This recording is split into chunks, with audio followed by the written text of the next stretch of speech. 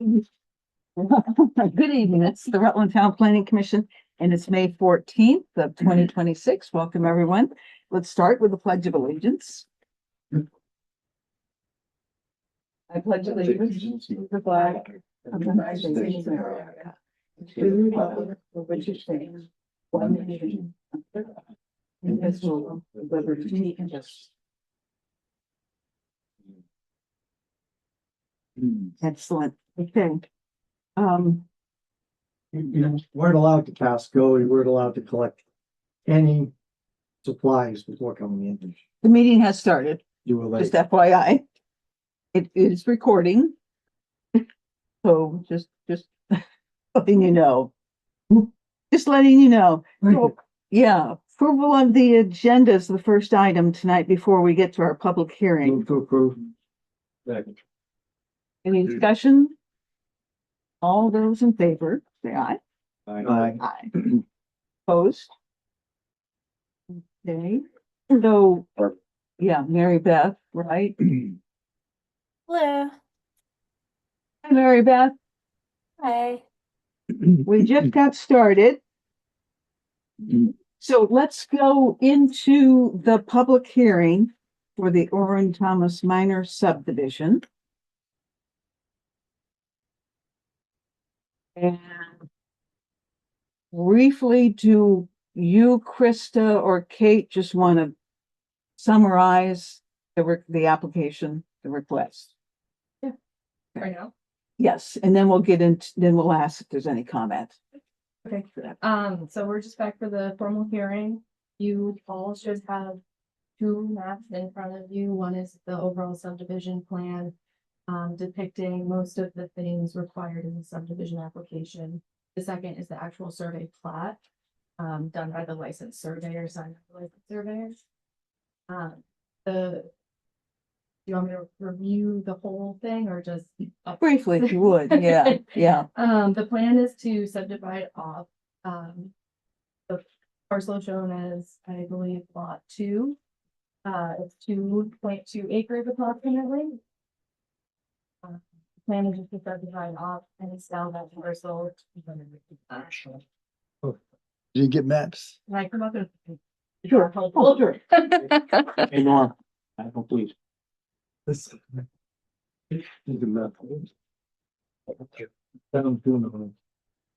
This map will be the more helpful one for my description. Oh, that really got one of these? No, it's all right. No, everyone has it. Oh, okay, all right, This is- okay, this I'm with is- you. Good. I was just gonna point that one. That's Yep. that's the parcel Yep, that's yep. being subdivided off the Yep. overall parcel. And so the overall map shows where the permitted wastewater and well are. Those have been constructed. The survey is for the survey for meets and bounds of the boundary. The plan is to sell the apartment building. Any questions? from the commission? Is there anyone here to speak on this? Oh, yeah, so the apartment building, oh, I'm sorry, Give your name. I'm Barb Waters. So the apartment building, you're talking to the one south of the old plant? No. Or the one further south of that, I mean, yeah, 1908. so that's, okay, so further south. It'll be the first one, it's so after Williams Farm Stand and then the gray house and then that white house is the one you're wanting to sell. Yeah, it's just Before north of Williams. Curry's. Just, yes, Okay, yes, and hi. I didn't recognize you. I'm Krista. right, okay, yeah, Would it be helpful if yeah. So yeah, I mean, so that's. So this one here, so this is the original farmhouse. Right, Those are the two. yeah, that's me, that's the Curry's, this is the one you're wanting to sell, and it's just that block. Yep. Okay, I don't need to. so I mean, If you haven't seen it. so that's the only one at this point that's a topic of this hearing, Yes. correct? Yep. Okay. Okay. I'm good, that's what I needed to know today, wanted to know today. Essentially 177 acre is the big lot right now. You want to take 2.2. Yes. Yeah. Is there anyone on the Zoom that has any comments? No. Oh, go ahead. I have the documents in front of me. I'm sorry. Could you repeat that? Oh, sure. I was just saying, it sounds straightforward. No questions. Yeah, okay. Thank you, Mary Beth. This is Marie anyone- Fagnet. Can you hear me, Yes. everyone? I'm Yes. I'm with the Lister's office, and I apologize. I have not had a chance to see the plan that you guys are looking at, but I did want to bring it to the board's attention. I saw the note on the table tonight that the parcel looks like it's 178 acres with a 2.2 acre carve out. And I just want to let you know that our records show that the most recent survey shows 175.83 acres total for the whole entire Thomas property. And I think that includes the verification through the current use program is what they're showing. So just for purposes of when we get this, it might actually be a reduced amount of land that the record shows. So I don't know if there's the surveyor who is doing the survey now remembered to carve out the Barbara Waters property and the Curry property out of the surveys because that survey amount was reduced by those two sales. Okay. So Thank you, Marie. I can't confirm that. That would be the surveyor that needs to confirm that acreage. But that can be something if I can follow up to confirm. But the line that he goes around the property with does go around those two properties. Right. Barbara. It is showing Which that makes those it- aren't To me, it makes included. it accurate, Right. what the survey map here is. Yeah.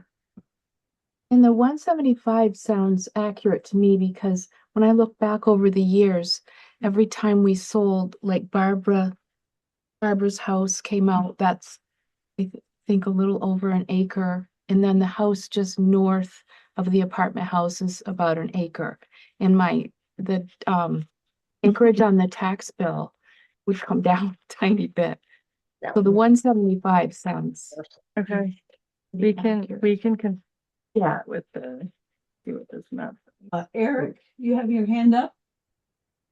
Hi, yeah, I'm Laura Curry. My husband Eric is also here with us. I just had a question. So the talk about the parcel includes the farmhouse next to us? Or just the land in between the Currys and the farmhouse? Which one's the Curry? One that's elected to the parcel you're proposing. Oh, it's the land. So it's it's the- the land between our house and the farmhouse, and it would be a 2 acre. So it goes all the way back. How far back would that go? So it lines up with your back property line. Yep. And then it's to your tree line. Okay, and the plan is to put an apartment building in there? No, it's an existing apartment building. So it's including the house, the existing? Yes. It's not, okay, I'm just making sure we're clear that I'm trying to figure out if something's building in between us or it's the house and the property. No proposed buildings. It's just Okay. subdividing off 2 acres, including the barn and apartment building. So the, yeah, which one of the I barn got would be with that? Yeah, I don't know if I told you yes or no. Yeah, no, it's good. Yeah, no, it's all good. Okay, I understand. Thank you for answering my question. So do we need to have any of the acreages changed?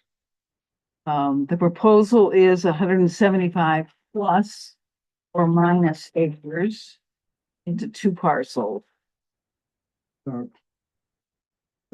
Typically, the way these acreages started out, back in the 1980s, when the town did their first mapping of the entire town, their parcel maps, the surveyor, or not the surveyor, but the mapper, he just worked with all the maps he could get deeds and everything, hands on, put this thing together. It was a miracle. However, he did it. It was a tough thing to do. And so he came up with some numbers for acres. But what we find over the years, as we refine these, and you bring a surveyor in and things change around it, we get more accurate numbers. So I really would have to say that this survey maps we're looking at here are the accurate map. This is the survey map that's put together with more up-to-date data. Sure. This is the survey map. The larger one. That's the survey. That's, But this, the larger one's the they're survey. talking about the larger one. Which one's the survey map? That's a survey map. That's what I thought. This is the. That's a survey. This is a, well, I was gonna call, what's the title on this one? The overall subdivision, proposed subdivision. Proposed subdivision plan. But all I can say is that this map was made with some more up-to-date information from the 1980s when the town was first put on a map. When the parcels were first subdivided and the town came up with mapping. And so when any large parcel, we're doing something like this, you're gonna see some deviation in the acreages, but certainly now, I say, what we're seeing now is more accurate. Okay. I have, in general, I agree with you, Howard.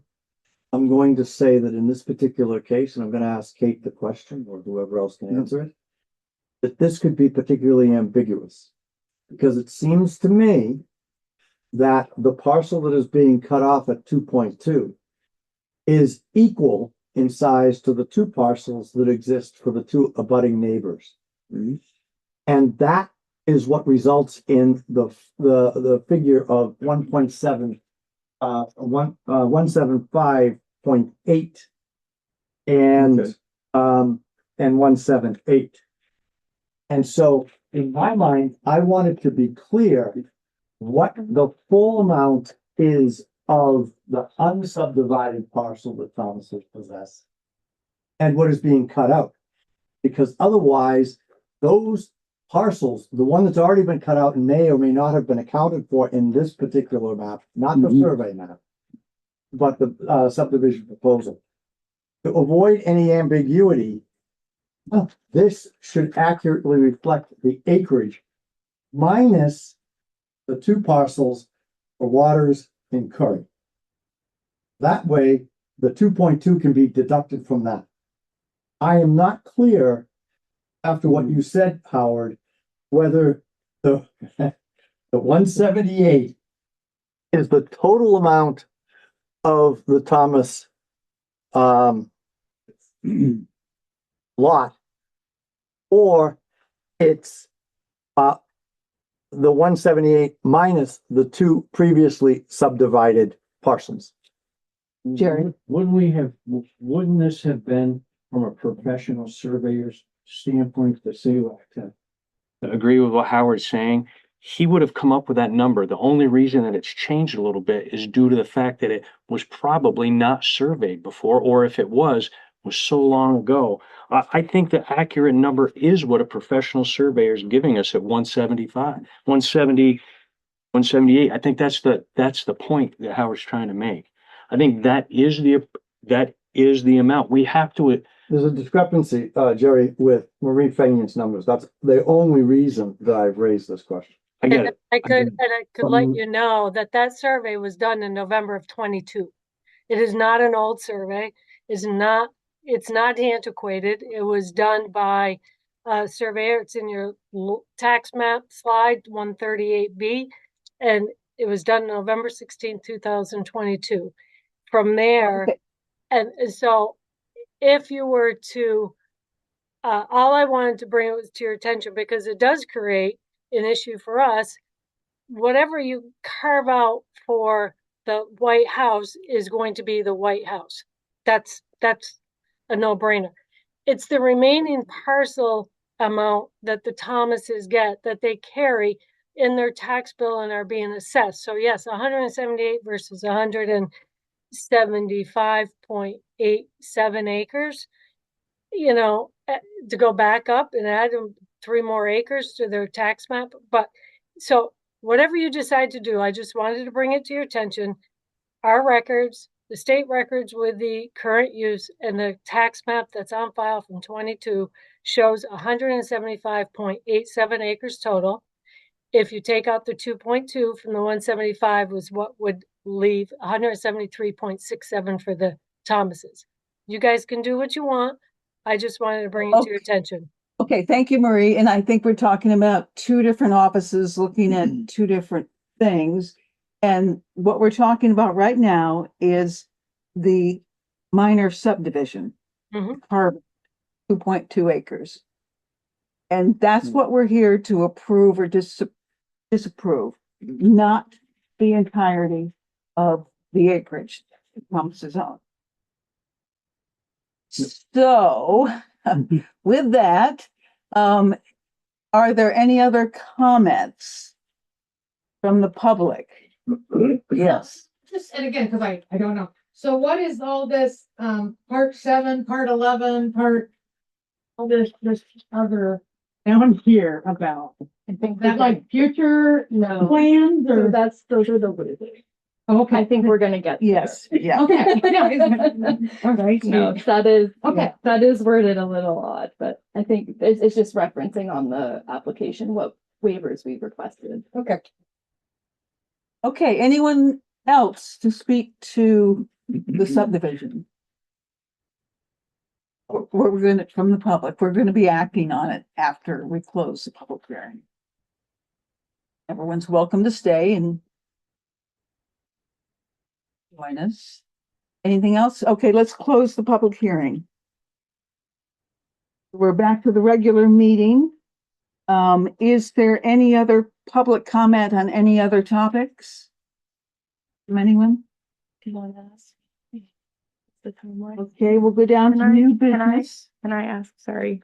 Yes. Last time, there was discussion about approving the new subdivision regulations and sending them to the select board. Yes. Do you know a timeline on those approval?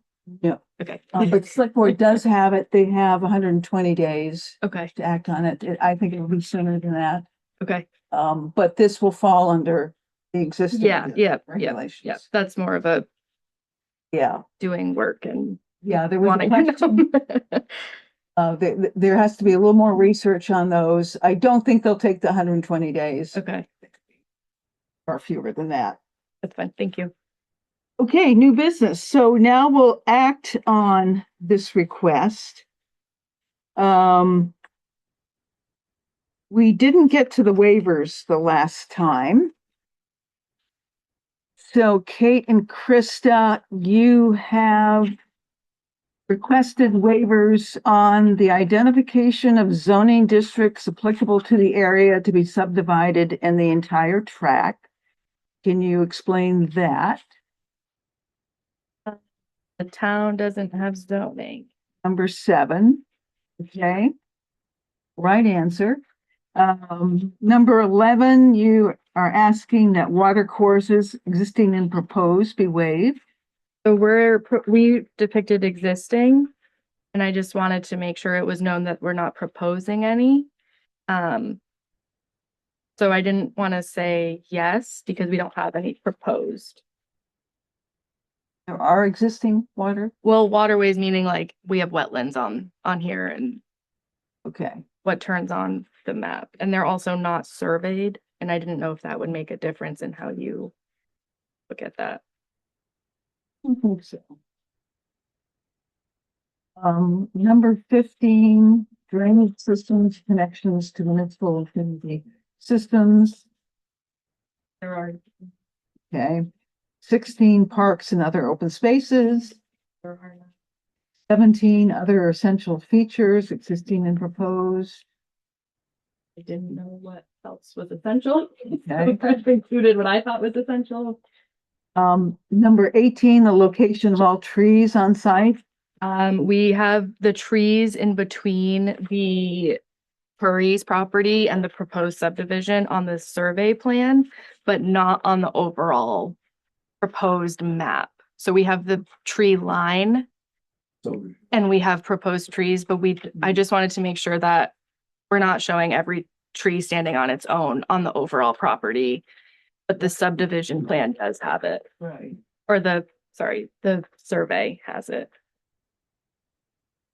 Number 19, all information specified in provision 9 through 18 hereof with respect to adjacent land of owner and with respect to adjacent land of others to a distance of 100 feet. We have depicted what's required everywhere, except I thought I needed to say waiver to include previous waivers. If that makes sense. Nine Inclusive, the way it through, was stated, it's an inclusive. yeah. Okay, few more. Number 21, typical cross sections and profiles of proposed grading streets, highways, and sidewalks. There are none. 22, if a private sewage disposal is required, it should comply with 10 VSA 1973. It complies with Vermont's 2023 rule. I didn't know how that differs from 1973. The state. What have we done with this one in the past? Because I don't want to say yes, because even if it doesn't, it has a state wastewater permit, which Right. is what matters. Right. Okay. 23, preliminary, yes. Going back to your question. If memory serves me correctly, which is when we talked about, but, I think we have come to the conclusion that because our subdivision regulations are not necessarily in compliance, this question, the one that she just answered, that just answered, is one that has to have a waiver every time it comes. I Yeah, won't trust my own memory. I'll yeah. let the rest of the body chime in as to whether that's the case, but that is my recollection, that I have laid that down before, that is going to always require a waiver because of the conflict. I would just like to chime in and say that I don't think you would get an engineer to say yes to that question ever. I think it would always be a waiver as well, because it's kind of null and void what the town wants when there's state permitting required. Okay. One of the reasons we're trying to update our. I think that's great. Yeah. 23, preliminary designs of any bridges or culverts, which may be required. There are none. 24, are all parcels of land proposed to be dedicated to public use in addition such. None. Okay. That is it for the waivers. I don't think there's any other forms to fill out. What is the pleasure of planning commission? Unless there's any other questions. I have this nagging question. It's always a nagging question. I have this nagging question, which is always my nagging question, and that's that the numbers match. And so for me, I just need to know whether we need an accurate number for the whole parcel that Thomases possess, of which we are carving things out. If we're asking people to come in and present the numbers, whether that needs to be accurate or not. And that was brought up by Marie Fegnan.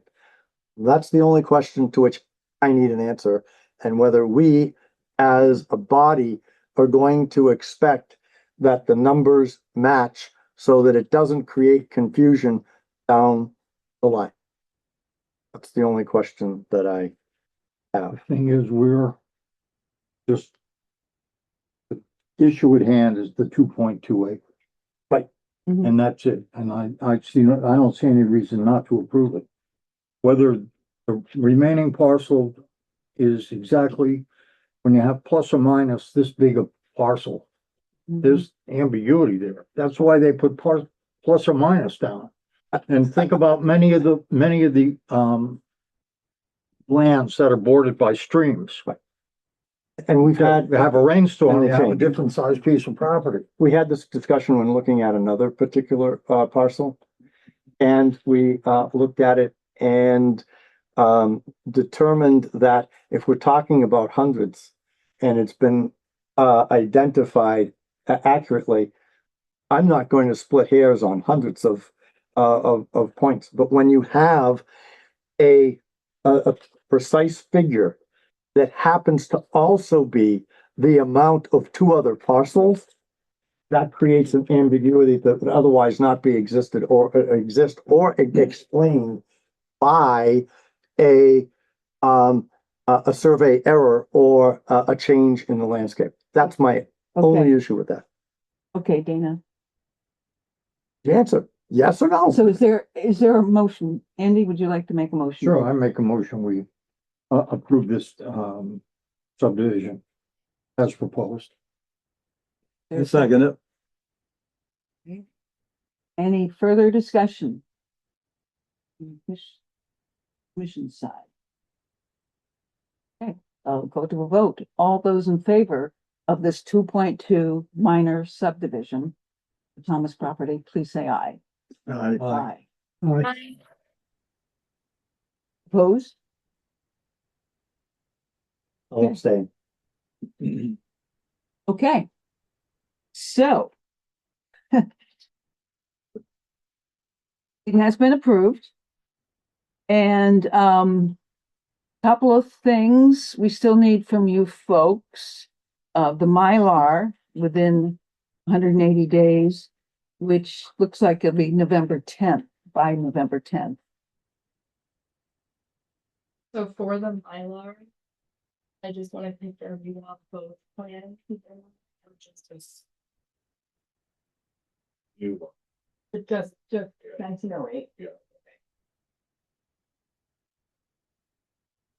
There are sometimes when property owners will file an updated survey of the primary parcel to reflect there's now something gone from that. Okay. That usually helps. That's not required. The new bylaw is required. Of the new parcel. The Mylar removed. Right. Yeah.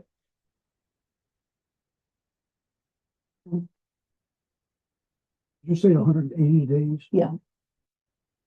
I think that's in the new bylaws too, Is it? same length of time. And this must be the appropriate size for the plat, I believe. Whatever it's- In the regular. Yeah, That's what we need. okay. Any questions of us? Going forward? Is that all we need? It's the Mylar. Yeah. Yeah, we've got all the other materials here. There's not another permit fee. You've already paid it. The recording fee for the minor. Just the That recording goes, fee for that gets dropped off when you bring that. And then the town permit, does that need to get recorded after it's issued? It's a town permit. Subdivision permits don't get recorded. They're just on record, but they're not actually recorded in land records. Okay. They usually reference, like, the subdivision number is referenced, but not the entire application. Okay. So it's personal preference if they. Yeah. Okay. They want to, yeah. So Kristen, now that we've resolved this minor subdivision, you mentioned something 3 weeks ago about the rest of the property. And I think you used the word you're planning on liquidating. Well, that's not a good word. We're selling the real estate. It's for sale. So, and it has been for a few years. And we're finding that people really don't want the whole thing, the houses. Well, some of the houses have sold. And maybe to help Barbara and the Currys, if they're still on, and Howard knows this, we talked about this a few years ago. The property consists of the 4 houses. The furthest one south is the apartment house that we just discussed, just north of Williams Farmstead. And then the next house to the north is the house that the Currys purchased a couple years ago. And then the next house, Barbara, is yours. And then the next house north is the farmhouse. And we'll come back when you have your new regs, and the farmhouse needs a borderline adjustment.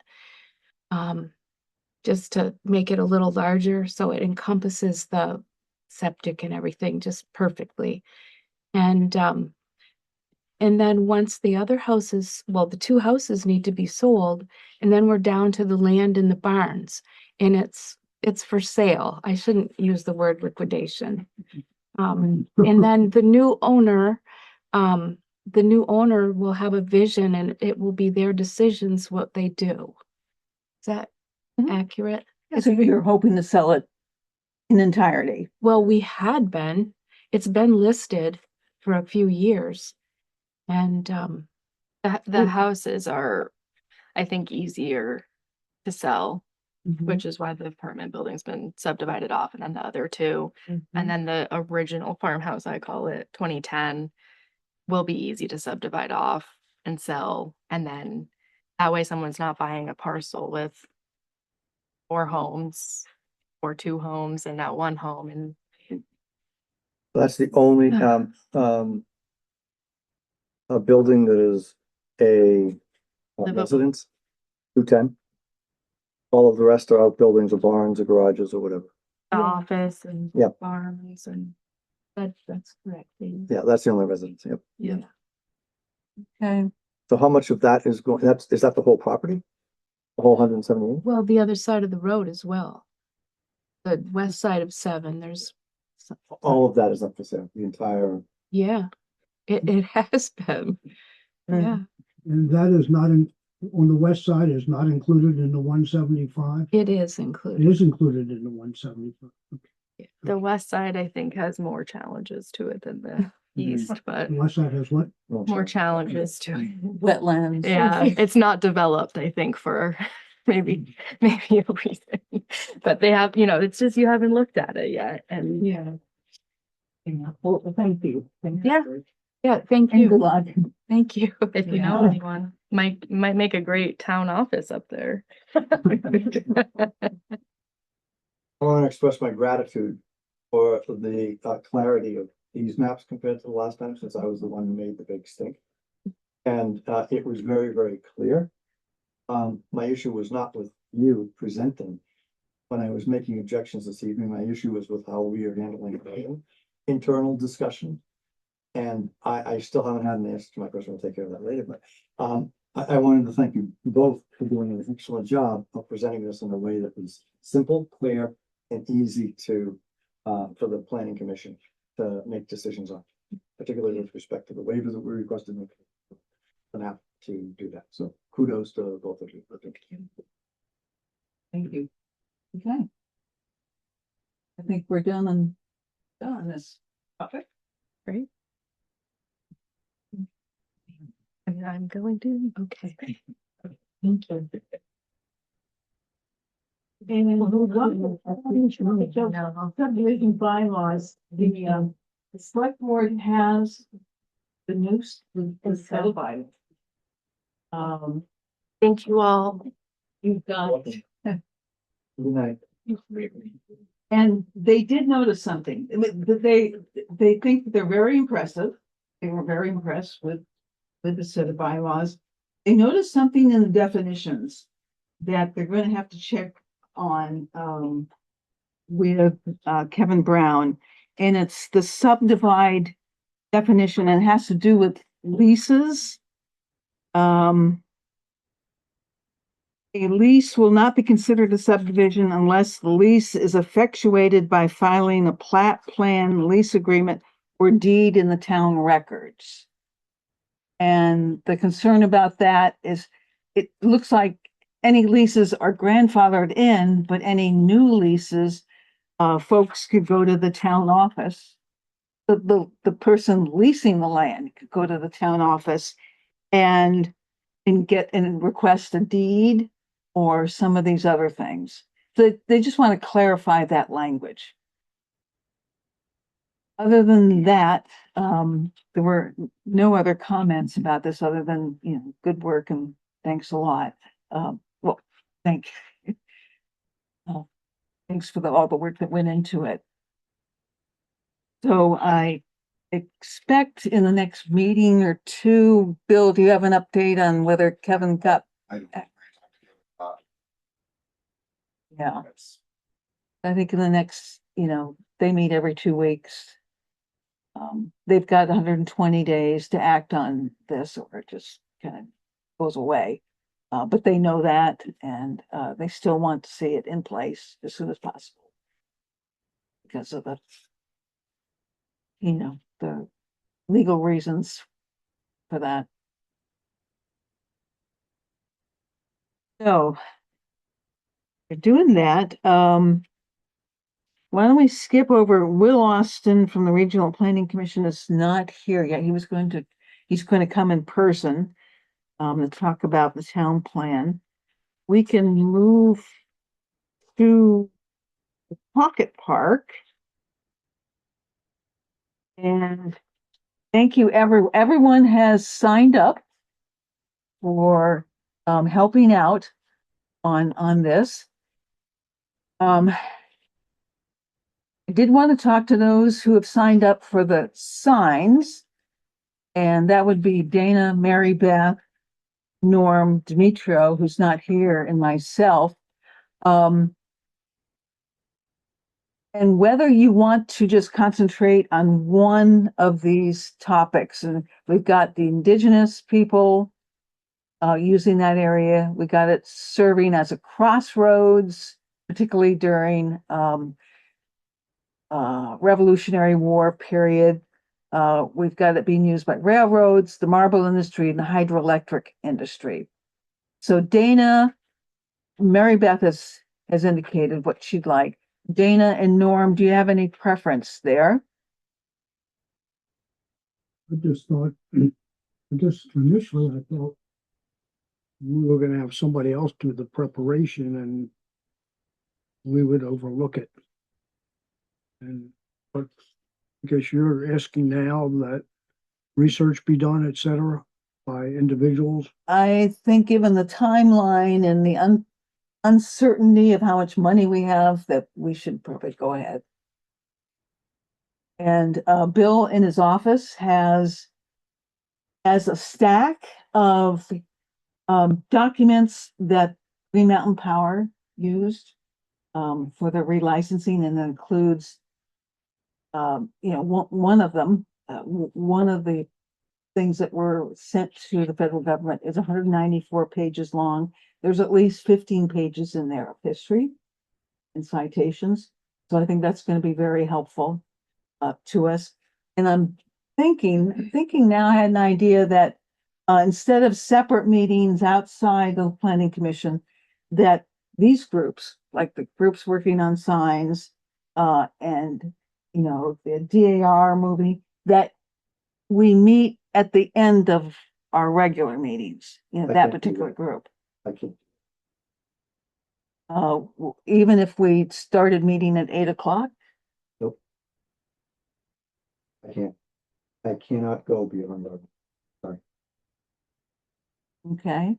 So So you prefer coming in another time altogether? Well, the other thing is I can step back. I don't need to be part of that group, but I cannot dedicate additional time on a meeting night after our meeting.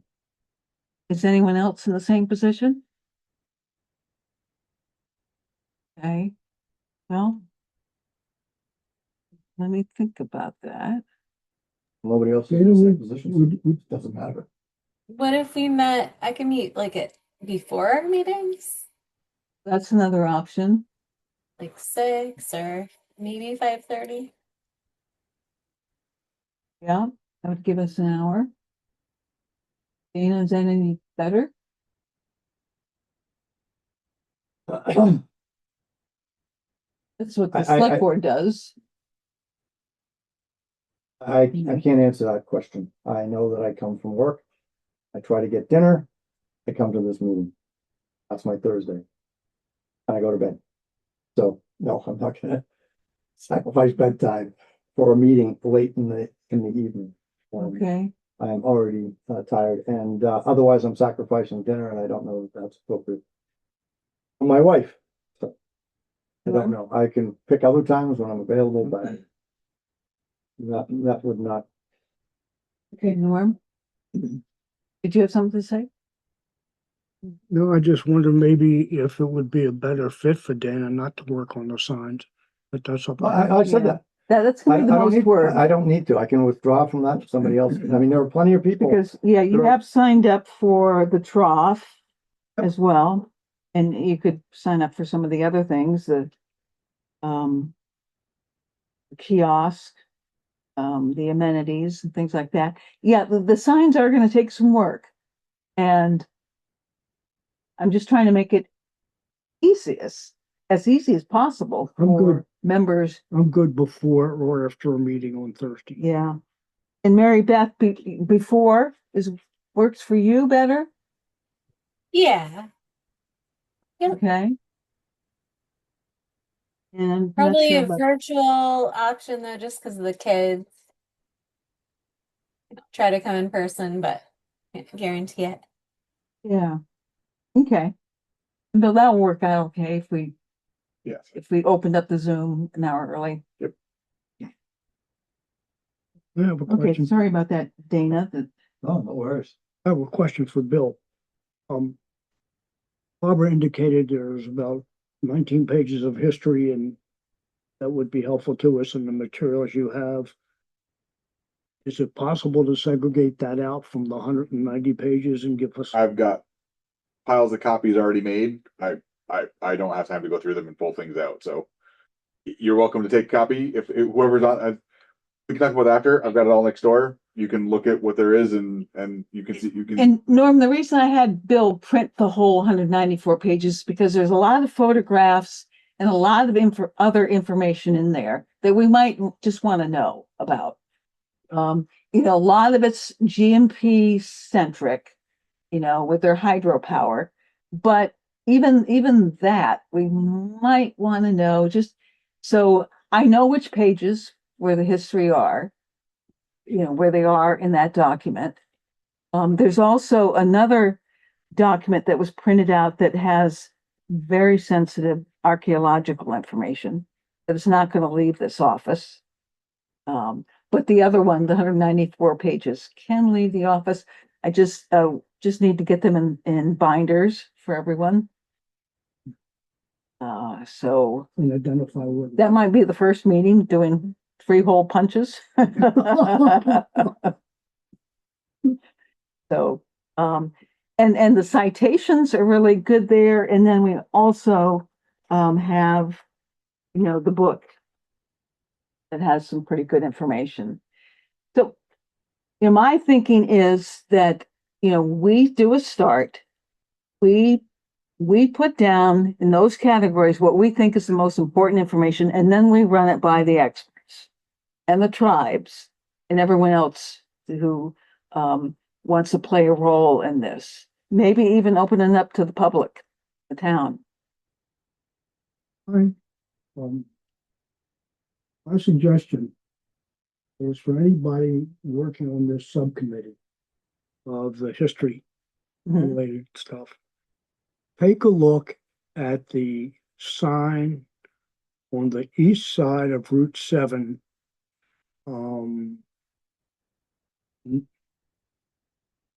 Opposite Rotary Field, and see how condensed the information is that's presented. It is really done very well. I think the sign ought to have a little different configuration, but that's an entirely different thing. But you'll get a feeling of and a sense of how economical we have to be to get all this information in. Now, maybe we can spread it out over a couple signs here or there. We're not working on the kiosk, is that correct? Well, we may be. I mean, we have Otter Creek Engineering doing a final design, the part. And we're expecting to hear from them anytime. They promised 2 meetings. We haven't had the first meeting yet, and they promised the design by early June, if not June 1st. Forget. Well, anyway, I got a little bit sidetracked, but if you're interested in doing this, it would be very helpful if you were familiar with how condensed the information has to be. Right. And how carefully written. So it's worth I parked at the little shopping area just to the south and walked up. That was after the day I fell into Route 7 crossing it. And, I think it would be very useful. It's where the dam used to be. It's on North Main Street, It's on the little bridge. across from the park, Yeah. Rotary Park. And it's, you know, it's at least 36 inches long, if not 48. It's slanted, it's got nice graphics included in it. Oh, slanted, it is barely slanted. It's nearly perpendicular to the, to the road, and that's one of my concerns. Now, maybe it's so people don't get distracted who are driving, Yeah, but it is very flat and kind of awkward, and if you're in our pocket park, I don't think it works very well. yeah. And so getting back to the kiosk, while we're waiting for this final design and what the select board is going to approve for expenditure this year, that will determine how many signs we'll have, whether they'll all have to be in the kiosk or whether we'll have some of these nice ones along the trail.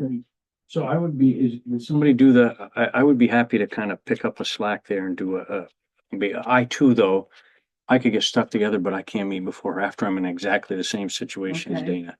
Time I get home, I just have barely enough time to eat, come here, and then I go home and I'm done. So I'm happy to do the hydroelectric part if somebody didn't choose that.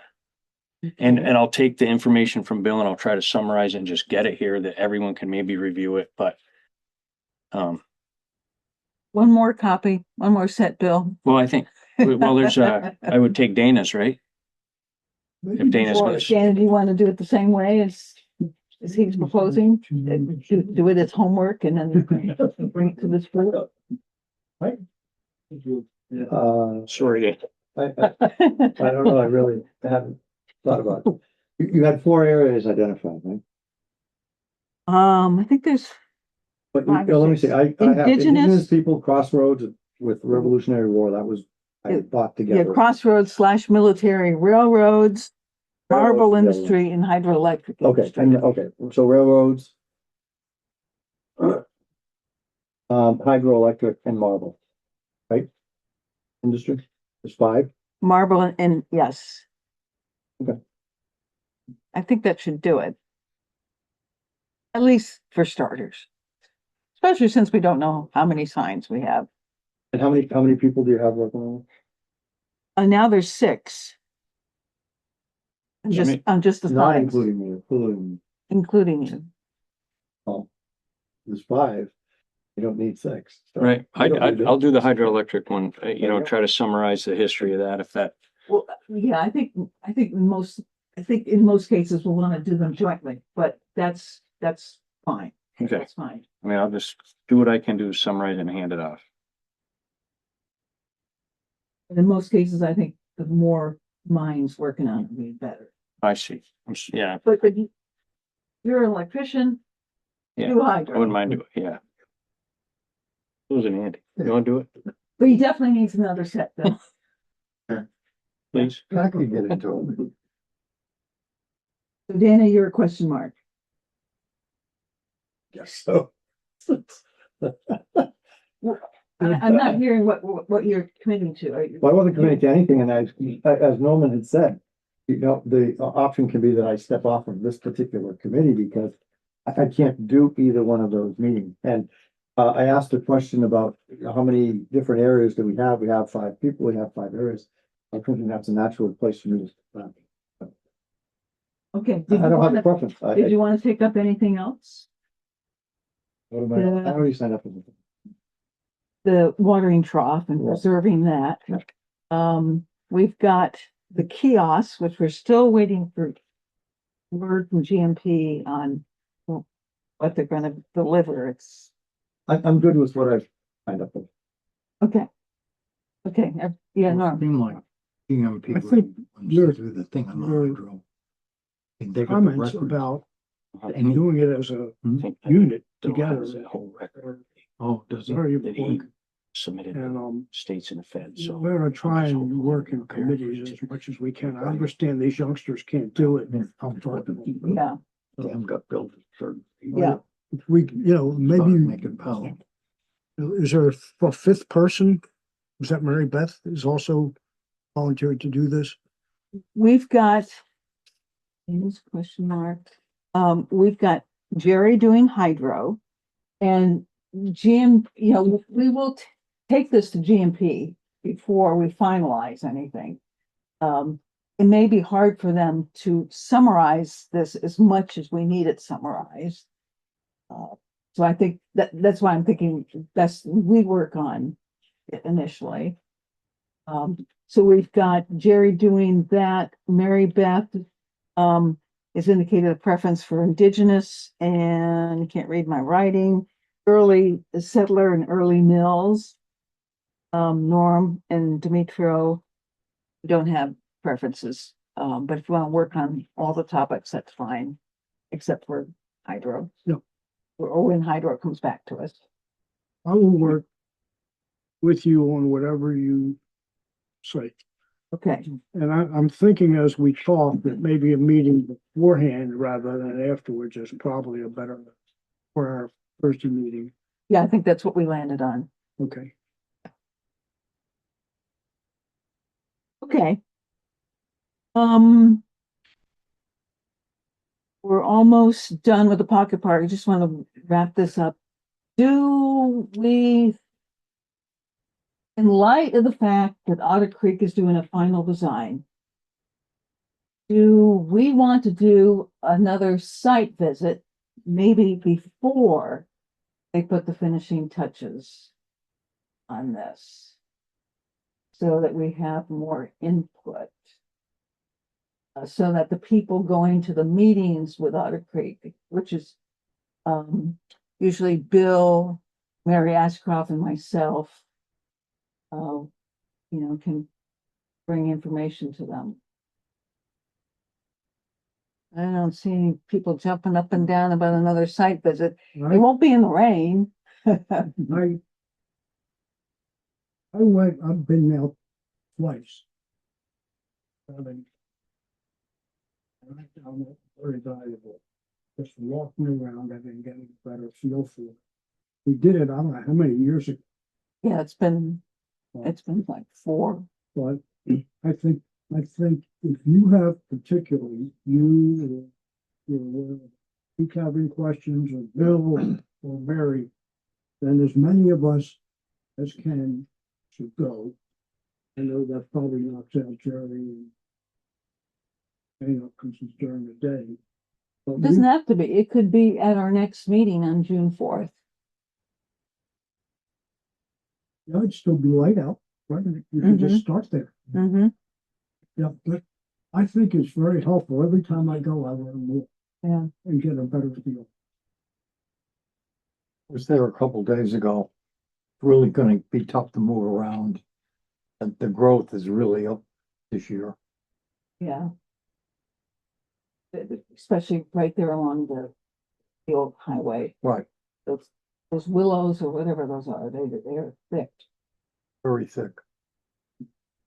We need to really be familiar with those kinds of concerns. And I think the whole board does. Yeah. I'm all for another person. Anyone else feel strongly one way or the other? I mean, right now I'm kind of hearing, guess we'll wait.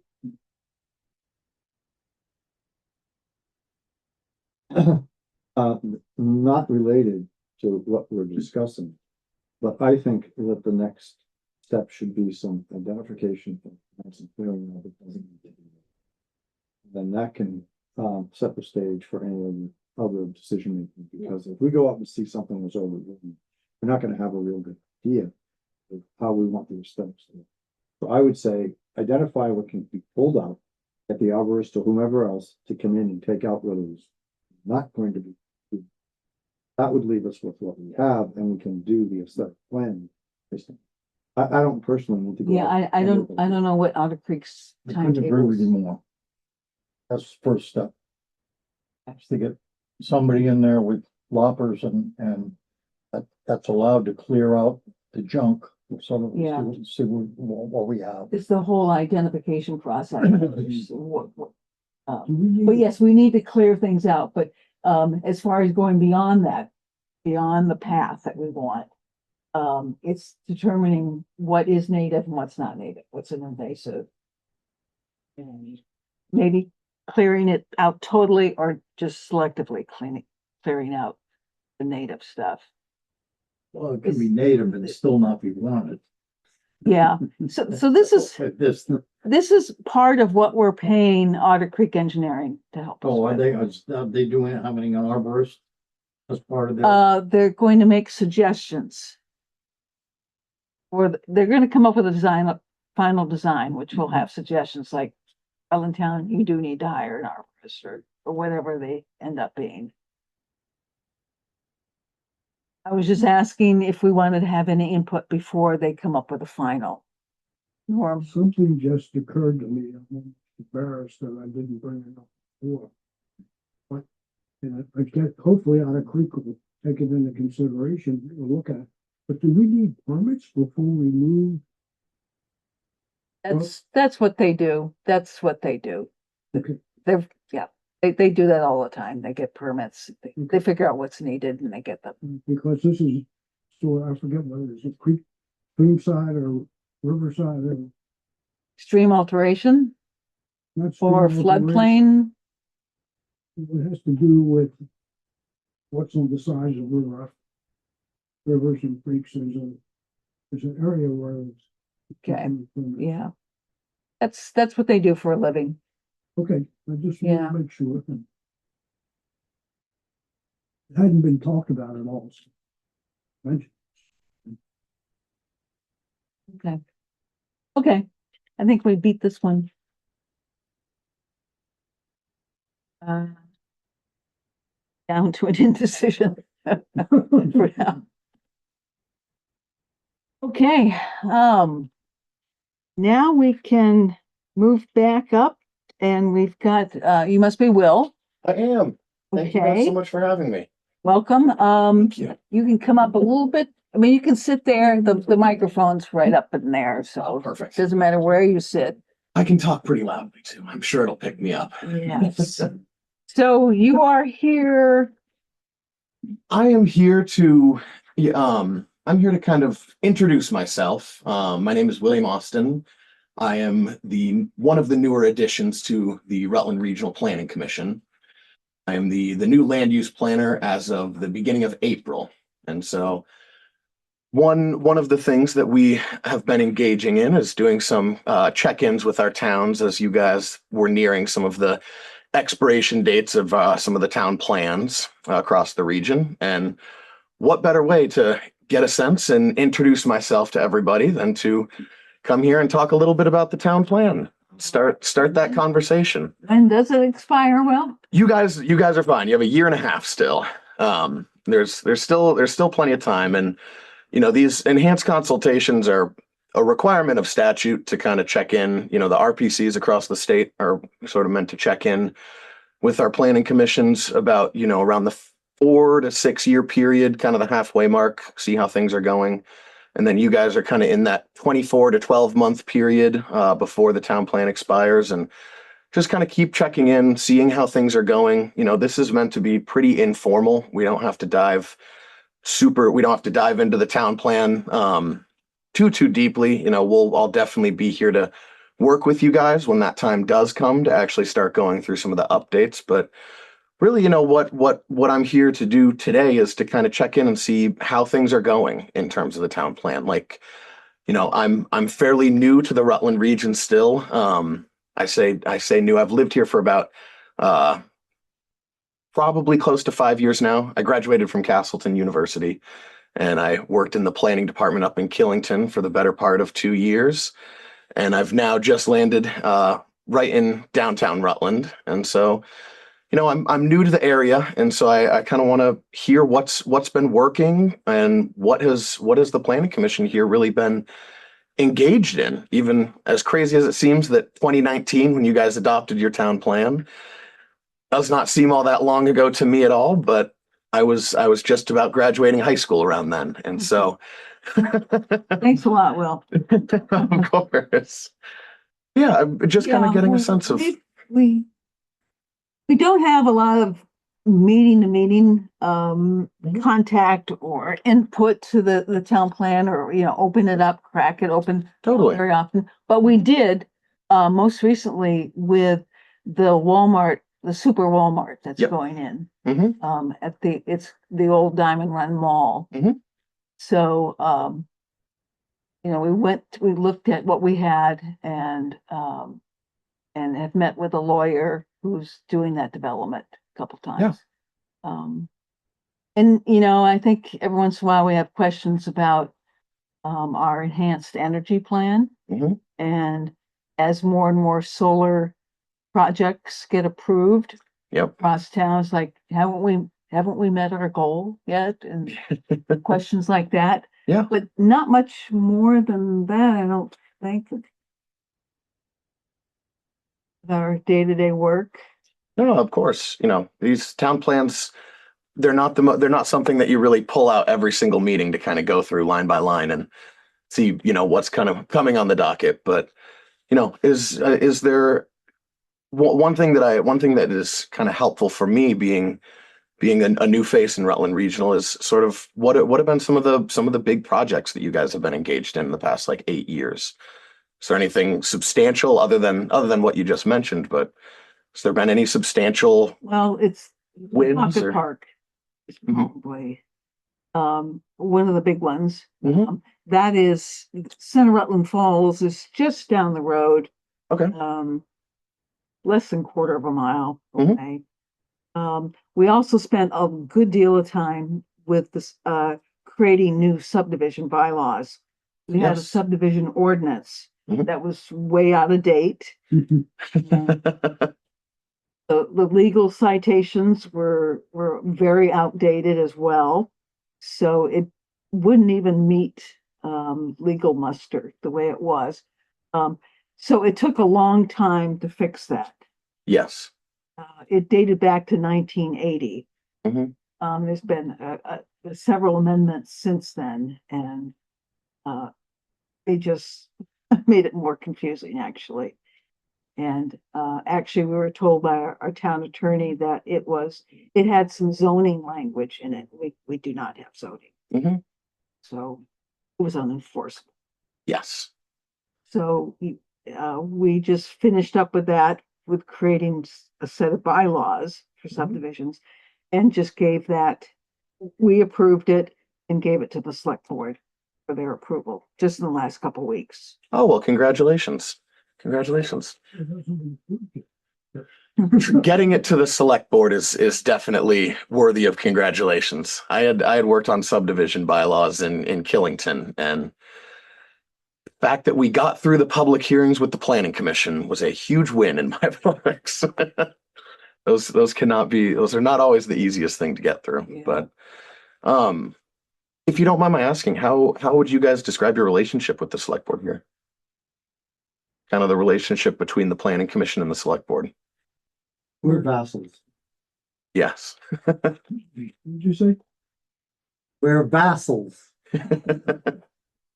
But on very friendly terms. Good. Yeah. Good. No, that's wonderful to hear.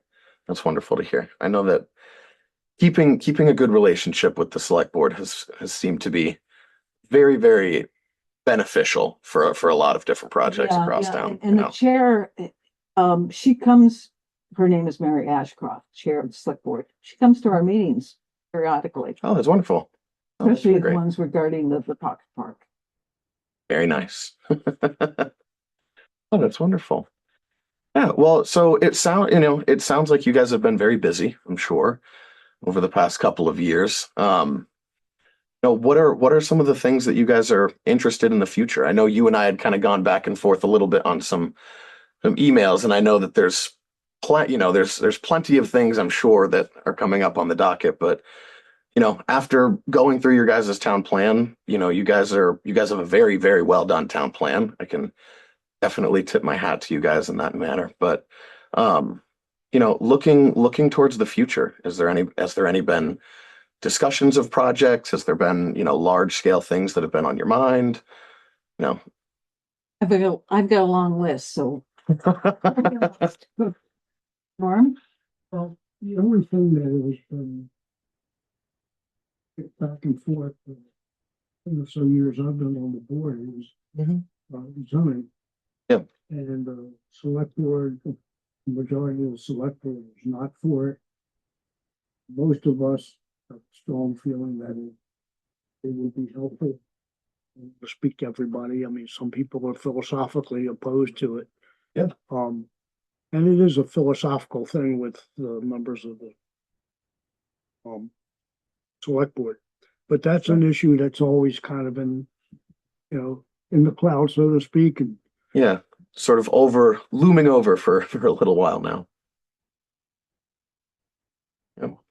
We don't get much traction once, if we propose any changes and, and we just spent so much time with the subdivision bylaws that I don't think we want to jump into anything.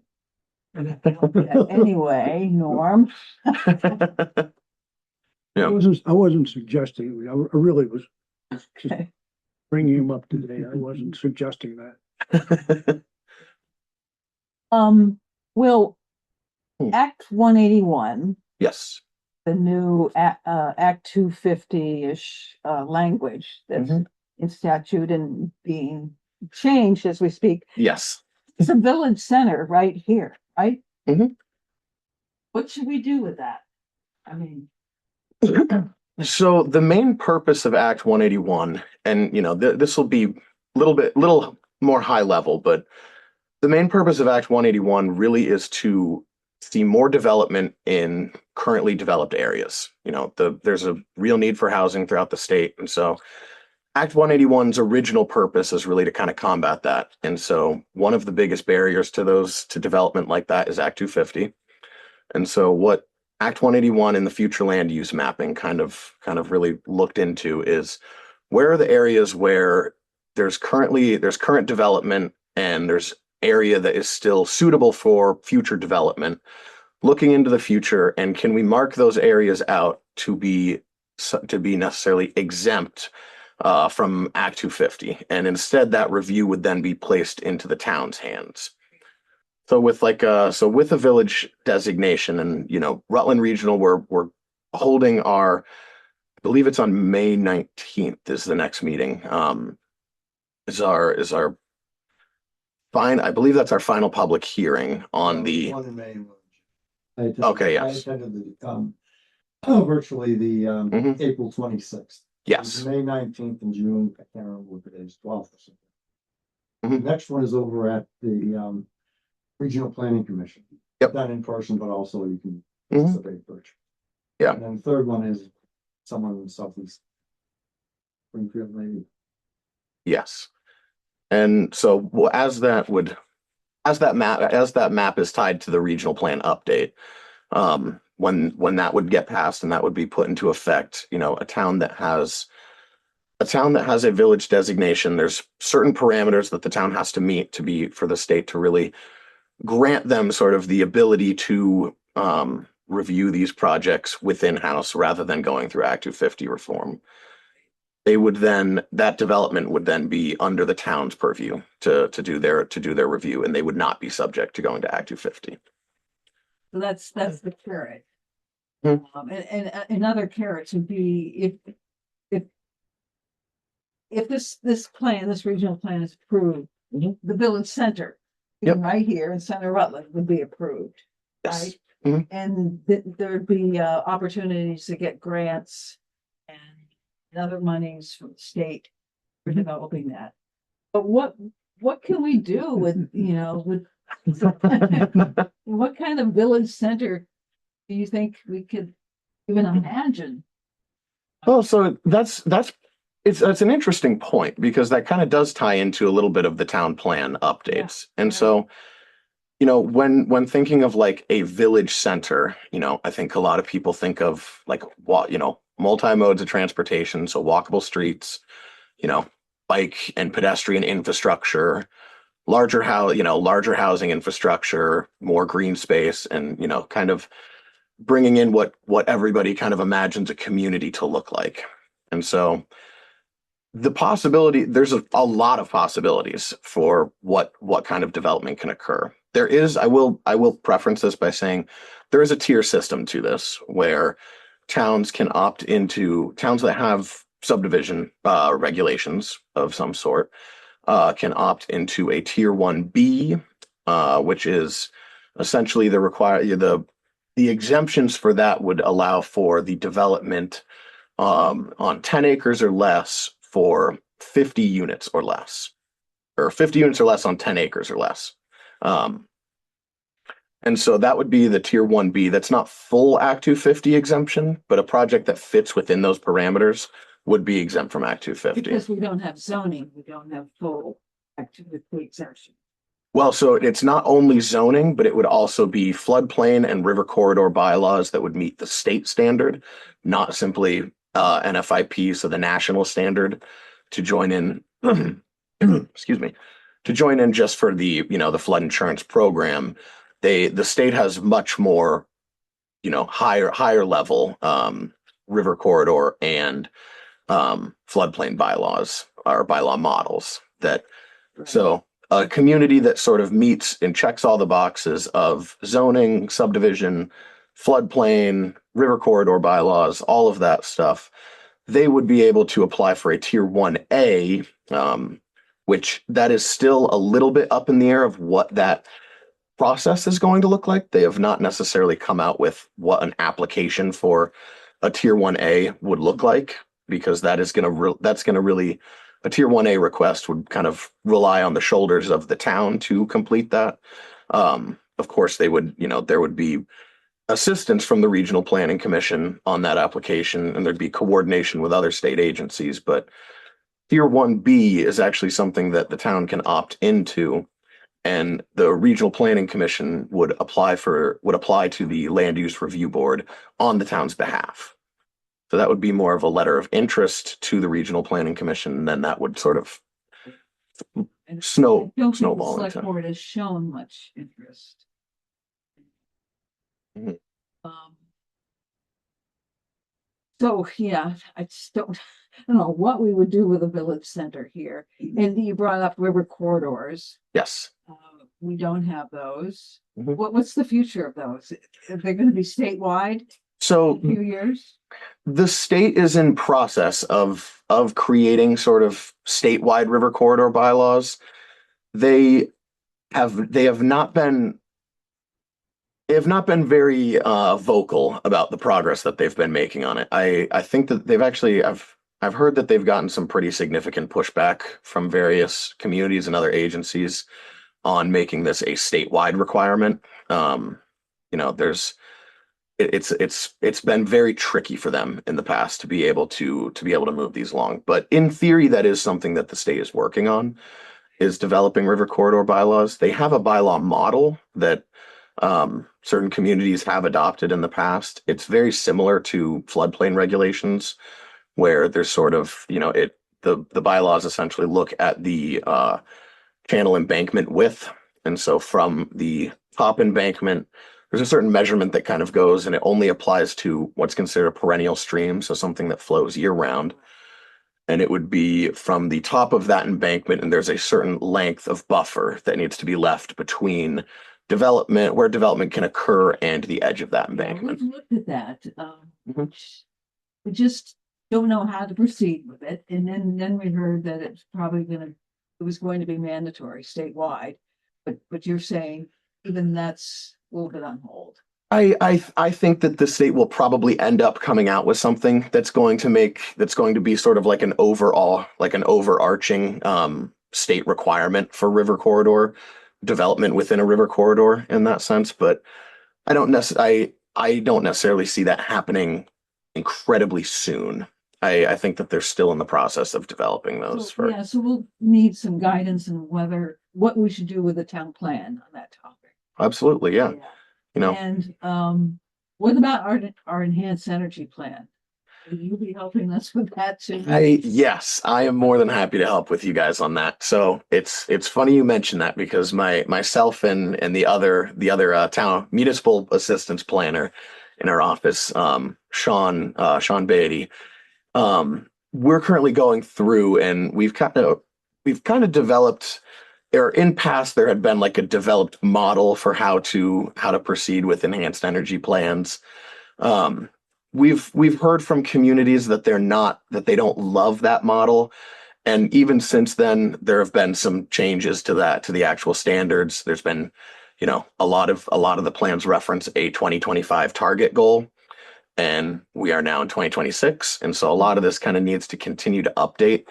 So a lot of, what we've found is that a lot of there's updates to the data and, the actual numbers and current use and future targets. There's been some updates there. And so what we're currently trying to do is kind of rework this model to make it much more flexible and applicable to other communities, and as well as, a lot of what needs to be in an enhanced energy plan is just state statute and the state requirements for the goals and targets to meet. But really where a town has a lot of teeth in it is the policy and action items that they can pursue to meet these goals.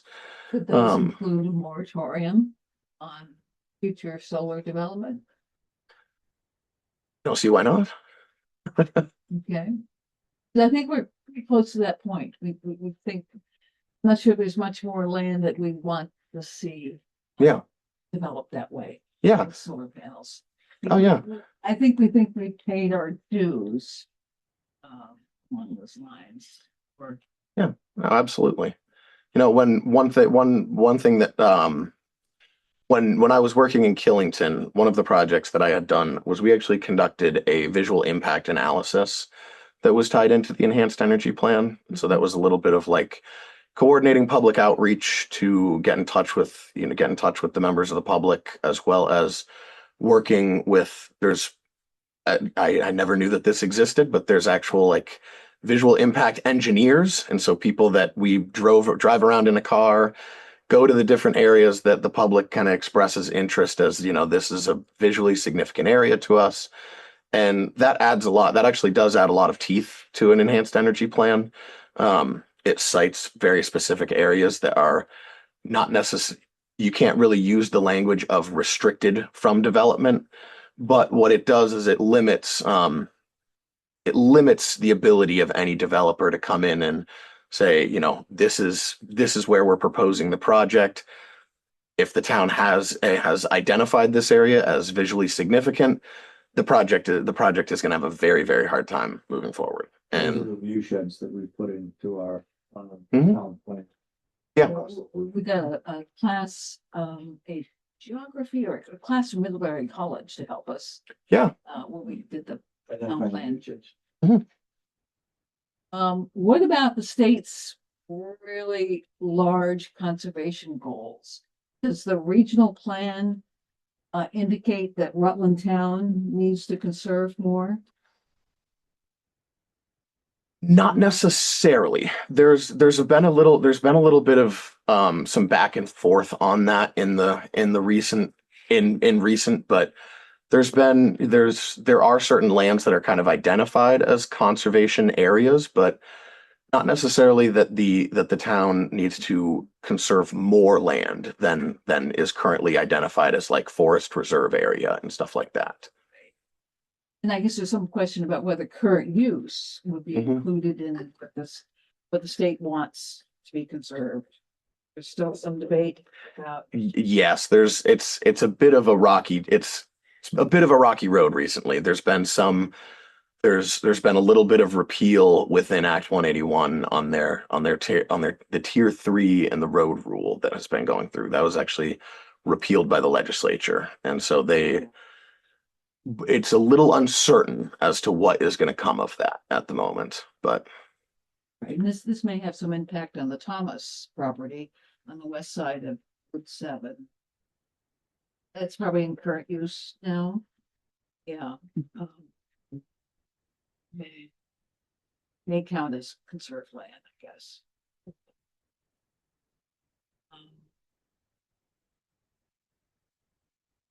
Do you think there are, and we'll continue to talk about this, it's just ideas I'm just throwing out at the wall. This is what I'm here for.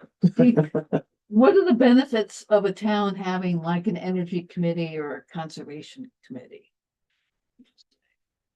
I think one of the main benefits of doing something like that is it gives a little bit more information out to the public by having a specific committee that is going to be discussing only these issues. It gives a little bit more information out to the public. Having an actual committee to review, especially with energy and with conservation efforts. Having members of the public sit in on these meetings and having members of the public sit on those boards. It keeps the issues alive in a sense. It keeps people informed on what's happening, informed on what the project is. It ensures that the town is going to have a certain say into some of these projects. I've seen examples where things can slip under the radar because there's not enough attention posed to it. And so it brings attention to the issues that are important to the town. It keeps developers honest in a way, so that any of the stuff that comes up is reviewed by a board, it's reviewed by a committee. And not only that, but it gives them the ability for public outreach to, solicit input from other members of the public. I'd say that's one of the biggest benefits to it, is to kind of, is to keep things alive, so to speak, keep people informed. Yeah. Personally, well, we're doing the pocket park, which is alongside Otter Creek, and right above the falls is a combined sewer overflow on city property. Do you think we could work out anything in the town plan to encourage the city to get rid of those combined sewer overflows? It can definitely be something that would be encouraged, or would be something to look into within the town plan. We could, the town plan isn't going to have any sort of standing over the city necessarily, but by having something within the town plan like that, it does keep it as an open action item. And that's definitely something that can go into like, an action item or a policy or a goal within sort of the utilities. The town utilities chapter can highlight this as a very specific issue, and from there, having it within the town plan gives that issue a lot more teeth than simply bringing it up naturally. Anything within the town plan that's identified within the town plan has a lot more teeth and a lot more ability to be brought up and to be pursued a lot, more regularly, rather than simply bringing it to the city's attention. The pocket park is going to happen. It's a very, very passive, pretty much a passive park. There's a short walk, but it's mostly looking at the fall, having a picnic. Yeah. There. But then we have the combined sewer. Yeah. The stench. Yes. It's totally unpredictable. It depends on the weather and stuff like that. That could ruin a few days. Absolutely. Yeah, just to give you a little background. Yeah. No, and that can be something that's identified as even just sort of looking into possible options as a way to combat, looking into possible options. I don't have any off the top of my head, but looking into options to reduce that from happening. Nobody wants to be going through a beautiful, well done park and all of a sudden the smell of sewer is filling the air. He's working on that. They're getting some state funding. They're gonna put a reservoir underground out from Meadow Street. It's gonna be a huge pond which will catch the overflows, and the whole purpose of this is to stop what's happening with these overflows that are going on. And they got a ton of money to do this. And I just read it was in a paper here within the last month. And they really got a big project underway. What their plan is to basically store the overflow Yeah. until they can treat it. and prevent it from going into the river. They're doing it right now, Bill? Yeah. That's why all the excavation down there, yeah. Huh. Where is this? Meadow Street. Meadow Street, like the ball fields are closed down there for the Yeah. summer. They're working there. I didn't know what they were doing, but. Lots of excavation. Does the path, the bike path, the walking paths go right through the area? I think so. It'll be underground. Hmm? It'll be underground, It's done, yeah. right? Yeah. I thought it was, I don't know. They'll just vent it by the bike path, Norm. I'm sorry. I'm sorry, just being a smart ass. Or- And Will, more background about Pocket Park. There's a ton of history there. Mhm. So the town wants to, preserve and then inform people of all, I mean, there's a very important area, early Rutland. Oh, absolutely. Yeah, it's not just a little park. We have a land, let's put a park there. Yeah. There were some reasons for it. Yeah, and that's, back on town planning stuff. That's exactly what we want to highlight in the town plan is the importance of that to the town, the importance of that to the community around here. My role in town planning is to be a resource for all of you. I don't know the town the same way that you guys do. You guys all live here. This is meant to be your town plan, and it's meant to really highlight and sort of focus on the goals that you guys want to see. Where do you guys want to see Rutland, Rutland town going in the next 8-10 years out, looking in the future? What's important? What are some of the barriers that, we have experienced in the past or we could predict to see in the future by protecting these areas or by trying to expand development in others? I am here to be as used as little or as much as you guys want. Or, As much. been a bit of a consensus with the towns I've met so far. And when would your schedule allow for you to start working on the town plan with us? Yeah, so I mean, one of the reasons why, I'm here a year and a half out before the town plan expires is to kind of keep the town plan on your guys' radar for the next couple of months. I think by the time that we get into the fall, that'll be a good time to kind of pick this back up. Your guys' plan expires October 15th of 2027. And so if we, getting ahead of it is always better than waiting until the last moment to rush to the end. I'm currently working with a community that is in a bit of a rush to the end, and it really limits what we can do. And I'm also working with other communities that we have 2 years until their town plan expires. We're actually, we're able to look into public outreach. We're able to involve the community. I always say public outreach can be another thing that you guys can put right on my plate, and all you guys have to do is show up with a smile, and I can take care of the rest. But it gives a lot more opportunity to really, just to have this in the back of your mind for the next couple of months. I'll definitely circle back with you guys in a couple months, probably, probably around like the August to September time range.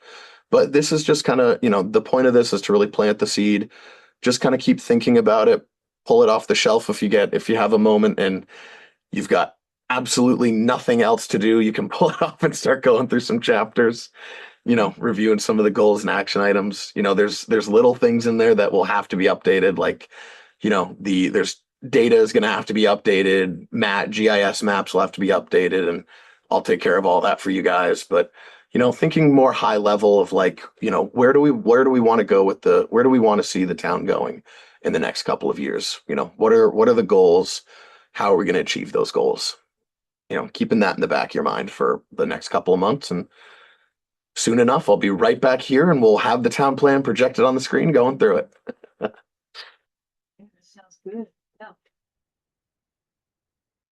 Anything else for Will? Sounds perfect. Glad to hear it.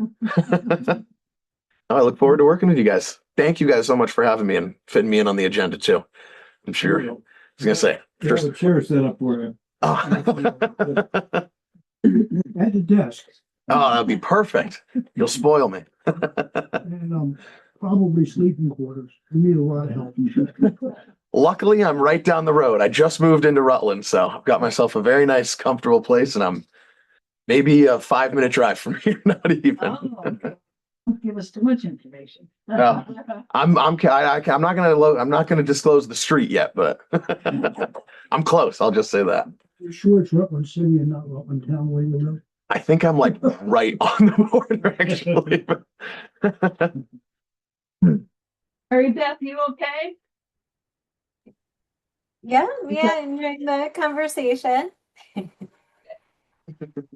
Yeah. Thank you, Mel. Yeah, Very thank you much. guys so much for having me. I really appreciate it. And I'll be back very soon and we'll be in touch. I'll shoot you guys all a follow-up email just so that you guys have access to my email as well. And anything comes up between now and August, feel free to reach out. I'm always happy to help. I'm always around. It's what they pay me for. Thank you. Thank you. Thank you guys so much. Thank you.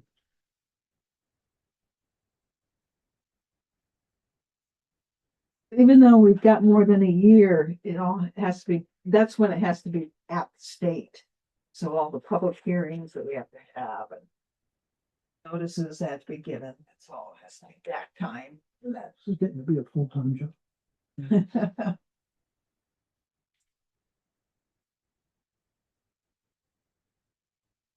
Okay, next thing on the agenda is select board report.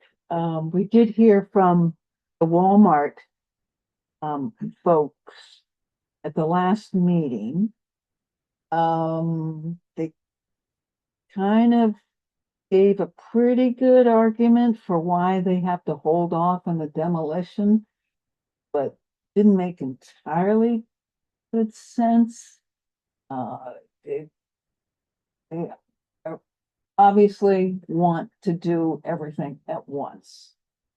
And I think one complication is that the contractor for the demolition is Belden, and they're a little bit busy right now.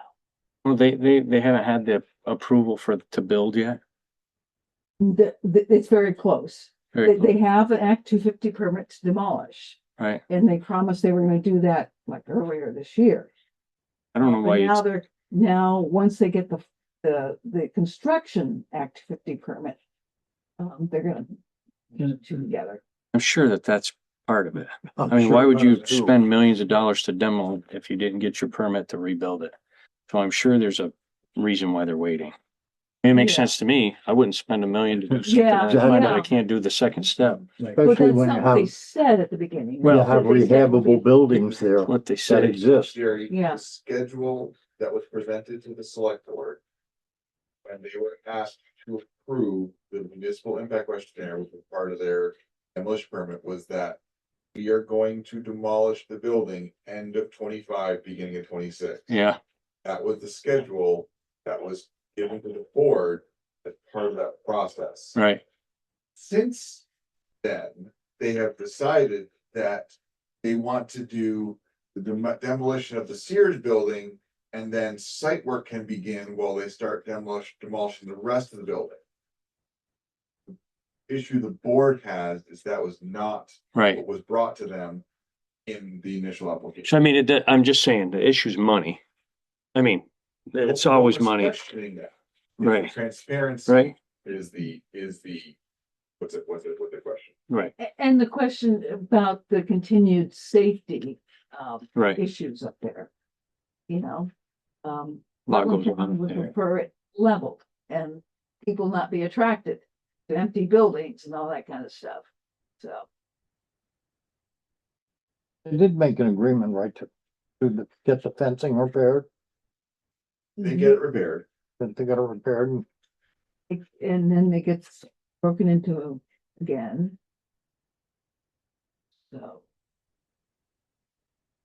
So, but they should be getting their construction permit pretty soon, probably by the end of the year. We will have that municipal, what's the name of it? Municipal impact questionnaire. Impact They questionnaire. are coming Tuesday to ask the board to sign it. And we promised them that we would get back to them with a vote on, what our preference is for the project at large. Whether it complies with the town plan. And looks like it does. We went through the long presentation of how it does. So, but as soon as they get that questionnaire back, we'll have a vote. Correction part. But you know, there's still some of the safety and police and fire issues that we're still waiting, that will be interesting to see what the departments come up with. I don't think there was much else in the select board. So let's move on, and just wrap up with the minutes from April 23rd. Move to approve minutes from April 23rd. Okay. Any discussion?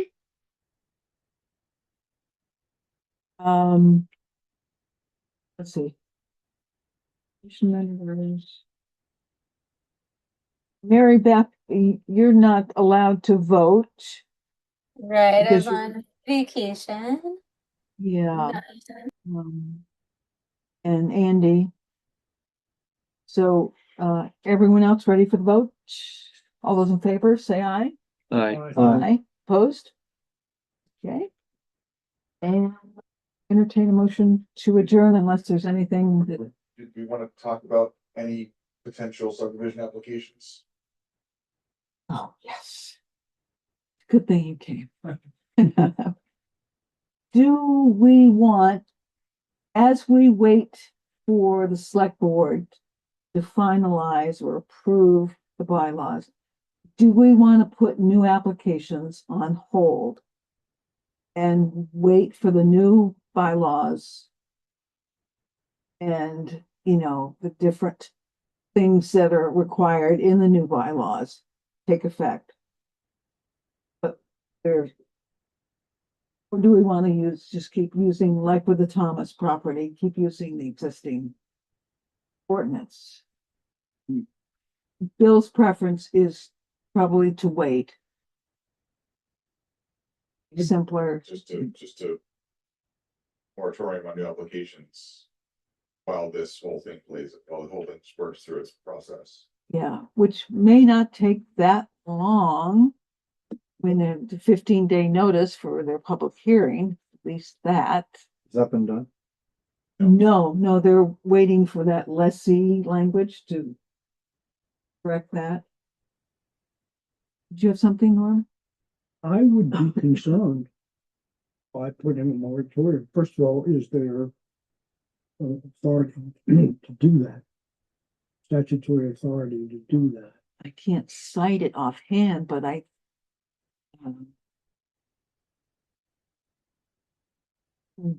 if somebody, for instance, if somebody comes in now with an application that would be approved under the subdivision, but not approved under the new, I think they would have a very good case if we didn't act because of the moratorium. So I want to be certain the statutory authority. And then, you know, it's probably hypothetical in a sense, unless you're aware of something coming in. I'm not, that was my thought, is we're not aware of anything coming in, so. The harder part would be having the things run concurrently, and like now we have application working way through an old process and then an application, but then we get approved, we have application working in the new process. And it's. would this apply to boundary line adjustments as well? Probably, I mean, it's a, you know, because it's a repeal and replace, like we're just literally throwing everything out that we have right now to get something. Which is unusual. Right. Usually they're amended. Yeah.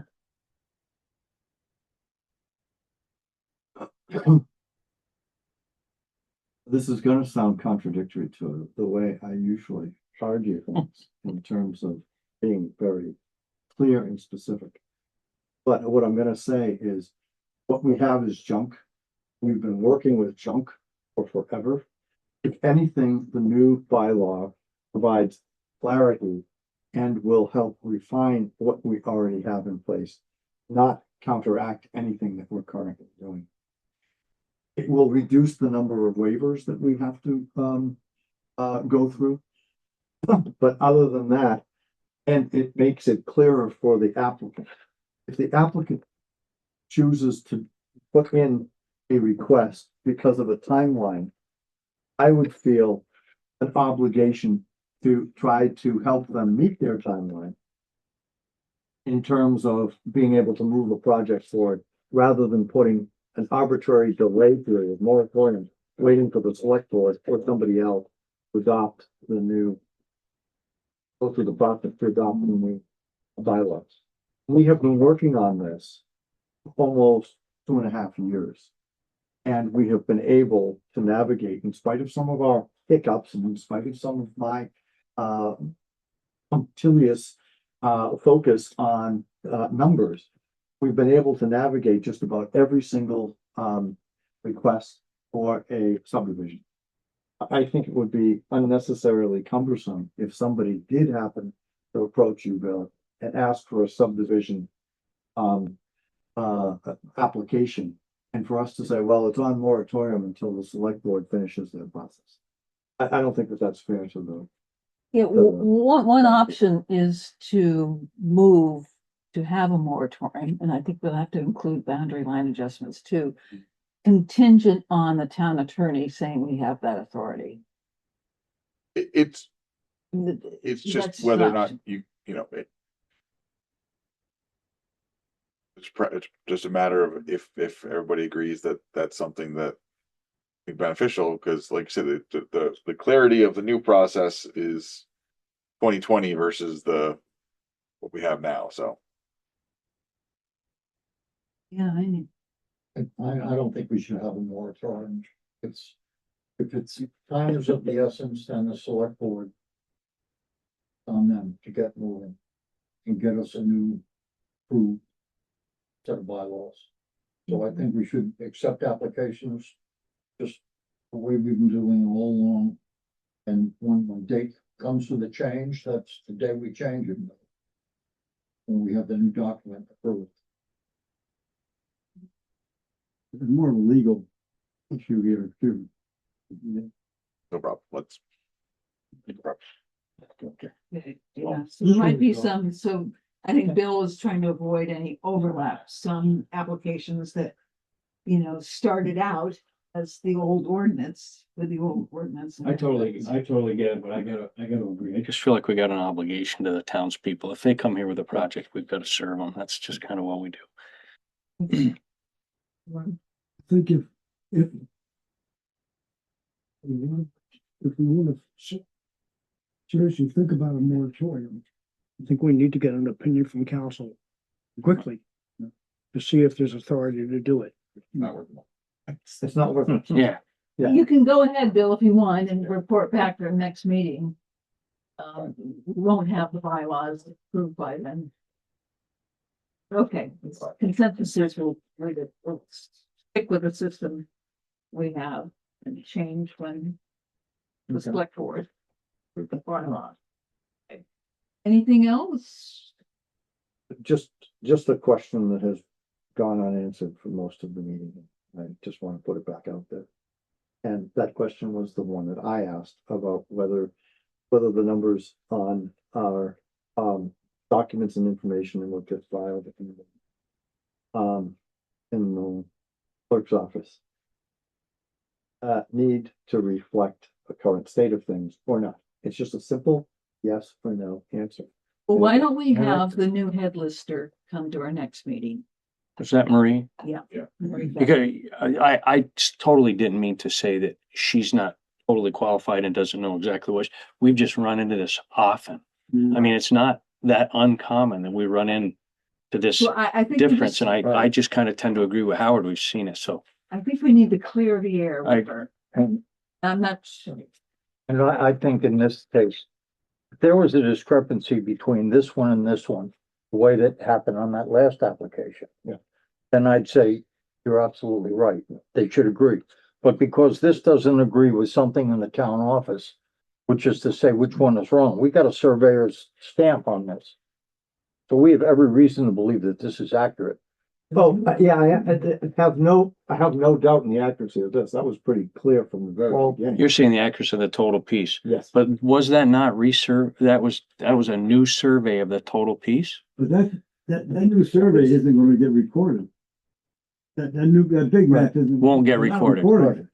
So we're gonna it's- record what Marie is seeing. It's gonna remain what Marie is seeing there anyway. Right. I mean, we've seen this a lot, though. There's just this change, but if she's So- going, Go ahead, that's right. That's the answer to my question. Yeah. Howard just answered the question. and he did for me too. That makes total sense now you It said that. doesn't matter. If it's gonna appear here and it's not gonna get recorded. I agree. What do we care? Yeah, That was my question. I didn't know that. right. I didn't either, to be quite honest with you. I I thought still that this- think we should meet with Marie and just, Yeah. No, it'd be a good idea to have her here. Why not? Okay, sure. I didn't realize that either, and I apologize. I kind of thought that this would be the new, this 178 acres minus the 2.2 would be kind of the law of the land, but it's not. She's gonna stay with what she's got in there. I didn't understand that, so. Right. That was the only reason I brought that up, because when I looked at these, came right in, I said to myself, this is a 5-minute slam dunk from my perspective. Right. But as long as we go through the waivers, I don't have any problem. Agreed. And she raised that question, then it put a doubt in my mind as to whether those things should agree. Me If too. we don't need that, I don't care. Remember what's on here is the acreage is one thing, but what really matters is the plat itself. Yes. I think it's fine. And so if there's an error, it really doesn't matter. This person has as much land as is in between the markers. Yes, Not that it says it's 175 or 174 acres. It's what they actually have between all the different markers and boundaries. And so therefore, that's why you have plus and minus on there. No, I understand that fully, Andy, and I got that. What I thought was going to create the confusion is two documents that were completing, that were competing and being filed. If one's not ever gonna be filed, then the issue is really not mine to address. But like that other event, we had an impact on a lot of shifting parcels, which made a huge difference on whose parcel had how much acreage. Yeah. And in my mind, this was similar, analogous, and only because Marie raised the question. Have she not raised the question? I would have known none, I would have been none the. And it would have stayed the same and it wouldn't have, so maybe it does make sense, so we understand where she's coming from too. Yeah. yeah. What do we need to know? Because honestly, Andy, when he said this, I had no problem with this. Yeah. This clearly delineated it did. what was being cut out of the parcel. My only question was, how did that impact full acreage that was left over? That's it. So that's it. Okay, So the answer was no. Thanks, Jerry. Thank me. Well, thanks, Howard, actually. Bill, you and I will work on that invitation with Marie and. Okay, anyone want to? Motion to adjourn. Second? All right. Gosh, Oh, sorry. we did not vote, sorry. Do you mind withholding that motion No. until we decide on the minutes? I don't Ready think we to voted snap. on the minutes. All those in favor of the minutes? They were approved. I thought they were approved. Okay. Yeah. I did, Okay, didn't, okay. You didn't? No?